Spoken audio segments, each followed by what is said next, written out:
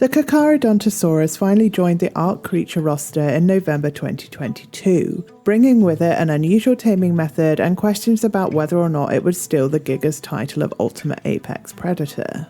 For this video, I'm using Big Al's Carcha rework mod because I think the model looks better. But is the Carcha based on reality, or is it a work of fiction? Let's find out.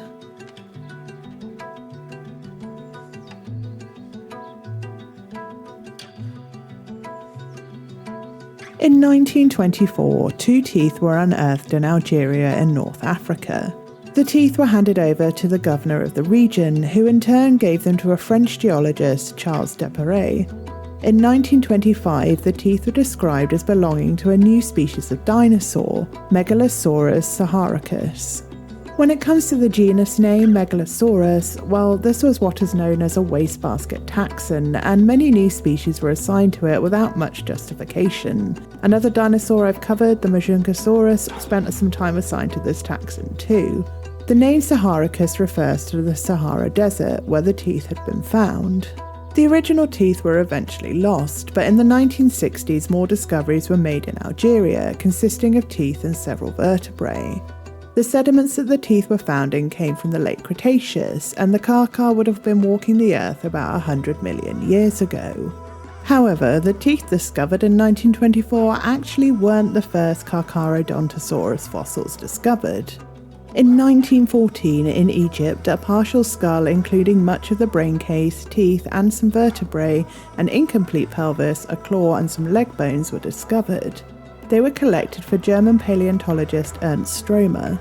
At this time, Egypt was part of the British Empire, and the political tensions between Britain and Germany were running pretty high. It took years for the fossils to be allowed to leave Egypt and make their journey to Germany, and they finally arrived in Munich in 1922. They weren't formally examined and described until 1933. When they were described, Stromer recognised that the teeth of his specimen matched the characteristics of the ones that had been discovered in 1924, but having more of the skeleton, he found it necessary to erect a new genus for the creature, Carcharodontosaurus. The species name, Saharicus, was retained.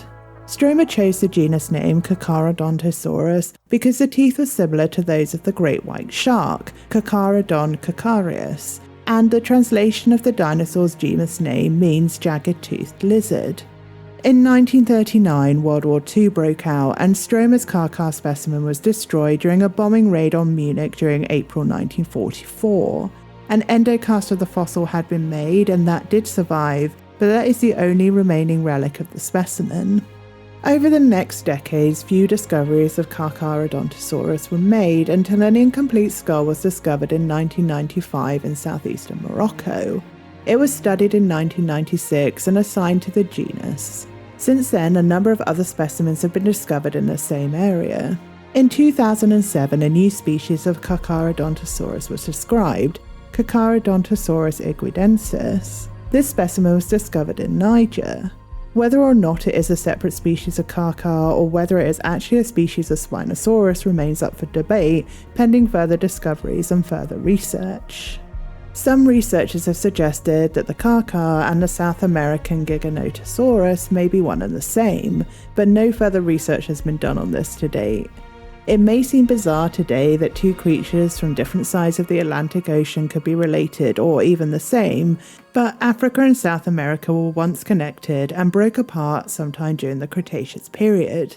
Both of these dinosaurs do belong to the same family, the Carcharodontosauridae.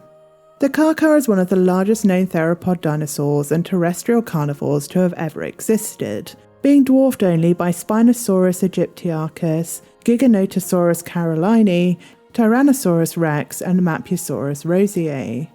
The Carcha is thought to have been between 10 and 12.5 metres or 33 and 41 feet long and weighed in at between 4 and 7 tons. The skull alone was 1.6 metres or 5.2 feet long, about the same length as the largest Tyrannosaurus skulls.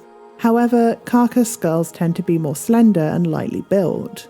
They had about 60 teeth, but these teeth were distinctly thin and blade-like and probably couldn't sustain impact against hard surfaces such as bone. In addition to this, their estimated bite force was also lower than other giant carnivorous theropods, suggesting that they ate softer foods than their relatives, who were known for their high bite forces and jaws structured for crushing. Carcharodontosaurus, along with Allosaurus, had enlarged crests above their eyes. The purpose is unknown, but it has been hypothesized that these were used for headbutting between individuals. During the late Cretaceous, South America, Africa, Antarctica, Australia and India formed a supercontinent known as Gondwana. North Africa, where the Carcharodontosaurus fossils have been found, bordered the Tethys Sea, and the area would have been a mangrove-dominated coastal environment filled with vast tidal flats and waterways.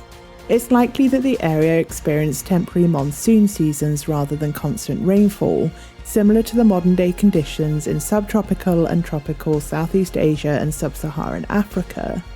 The rivers were home to large fish, and as a result there was an abundance of crocodilian forms evolving. The range of the Carcharodontosaurus also overlaps with those of the Spinosaurus. The dinosaurs found in this area are unusual. There are fewer herbivorous dinosaur species compared to carnivorous species than you would normally find, which suggests that there was some niche partitioning, with Spinosaurids consuming fish while other carnivores hunted the few herbivorous species that were there. Towards the end of the late Cretaceous, the disappearance of the Carcharodontosaurids, Spinosaurids and other megafauna in Gondwana and across the world suggests a global replacement event. A minor extinction event occurred around 90 million years ago, possibly as a result of the Gondwanan supercontinent breaking up into the continents that we are familiar with today. As it did, sea levels started to rise, leading to the loss of habitat and the demise of the ecosystem that supported the Carcharodontosaurus and its giant contemporaries. They disappeared from the fossil record at the same time as the Spinosaurids, so whatever occurred during this time had a widespread impact on the large dinosaurs that once inhabited this area. The Carcharodontosaurus is an iconic dinosaur in the ARK survival games, and offers an alternative to those who want to try something different to the Giga.